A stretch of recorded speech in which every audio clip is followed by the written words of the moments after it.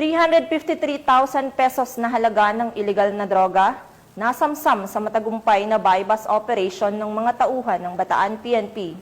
39 anyos na sospek, arestado. Ang buong detalye ay mula kay Patrolwoman Janice Bulahaw.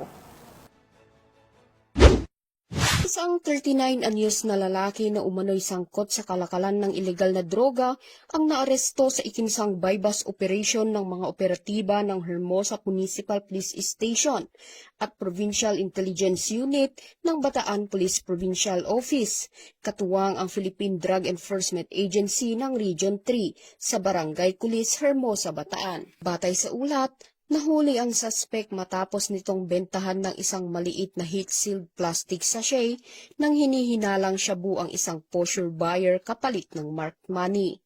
Sa isinagawang protective search, na-recover pa mula sa kanya ang isang malaking sachet ng pinaghihinalaang shabu. Tinatayang aabot sa 52 gramo ang kabuuang bigat ng nakumpiskang droga na may standard drug price na 353,600 pesos. Ang matagumpay na operasyon ay isinagawa sa ilalim ng pangangasiwa ni Bataan Police Provincial Director, Police Colonel Marites A. Salvadora sa pakikipag-ugnayan sa Pro-3 Regional Director, Police Brigadier General Ponce Rogelio I. Peñones Jr. Ayon kay Police Colonel Salvadora, patuloy ang pinaigting na kampanya ng Bataan PNP laban sa ilegal na droga upang matiyak na walang ligtas na lugar para sa mga sangkot sa ganitong uri ng kriminalidad sa lalawigan.